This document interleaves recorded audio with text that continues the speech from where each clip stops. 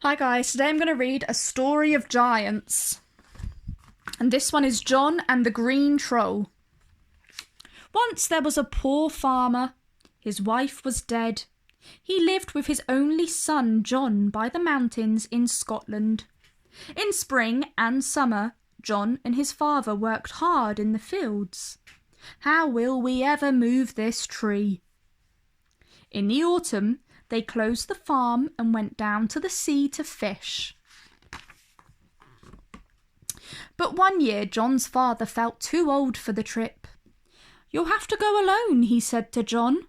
"Take good care." "Don't worry, I will." "Just remember one thing," he warned. "Don't stop at the big black rock. That's where the trolls live." As John drove up a rocky mountain path, the sky grew dark. Then a storm blew up. Lightning flashed and thunder growled. John wanted his dad. At last he saw a big black rock. "Ah, I can shelter there," he thought. John had forgotten his father's warning. He was just glad to be out of the storm. He sat down outside a cave. "Phew, that journey has made me hungry. Time for supper," he said to himself, and unpacked his sack. He had bread, cheese, and apple, and a very big fish. Crusty bread and smelly cheese, delicious. Suddenly John heard a noise coming from inside the cave. He was so scared he stopped chewing. He could hear voices. Babies' voices. "Wah!" they cried. "We're hungry." John quickly picked up the fish and cut it in half. He threw both halves into the cave. "Here, eat these." The crying stopped at once. "Phew," said John. "Thank goodness for that." He was almost asleep when a giant shadow fell over him. John looked up.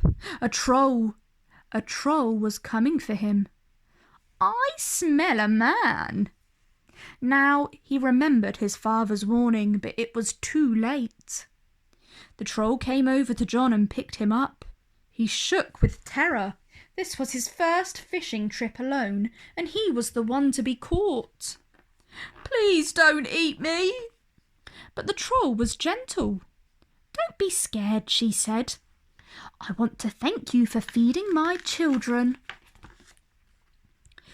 The troll took John into her cave and looked after him. She even gave him her children's bed. It was lumpy, but John slept well. "Who's sleeping in my bed?" The next morning, after breakfast, the troll waved John off. "Take these magic fishing hooks," she said. "When you reach the sea, look for an old man called Charlie. You must go fishing with him. Only fish near the pointed rock." "Thank you," said John. "I will." John did just as the troll had said. He found Charlie in an old hut by the beach. "Will you come fishing with me?" asked John. "Why me?" "Are you sure?" said Charlie. "I'm the worst fisherman in the world. I never catch anything." Charlie showed John his boat. It was full of holes and falling to pieces. "Don't worry," said John. "I can soon fix that." He set to work with some tar and planks of wood. Soon the boat was as good as new. "Let's row to that pointed rock," John said to Charlie. They put worms on the magic hooks and started to fish. "Hey," John cried a few seconds later. "I've caught one." "So have I," shouted Charlie. Another and another. They couldn't believe their luck. The boat was full of fish. The other fishermen couldn't believe it either. "How did you do that? What's your secret?" John told them to fish near the pointed rock, but when they tried, they didn't catch a thing. "Look, they've done it again. Charlie's lucky at last."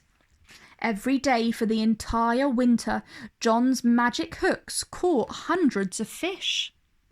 Every day, John and Charlie cleaned the fish and hung them up to dry. They had more fish than all the other fishermen put together. There's something fishy about this. I wonder what. When spring came, it was time for John to go home. On the way, he visited the troll and gave her half of his fish. "I could never have caught them without you." "Thank you," she said. "One day, you'll have a dream about me. When you do, you must come back to my cave." Back at home, John helped his father on the farm. A year later, he had a dream about the troll, just as she had said. "I have to go and visit someone." He quickly left for her cave without telling his father where he was going. At last he reached the cave. He peered inside. "Hello?" he called. "Is anybody home?" There was no answer. John crept into the cave.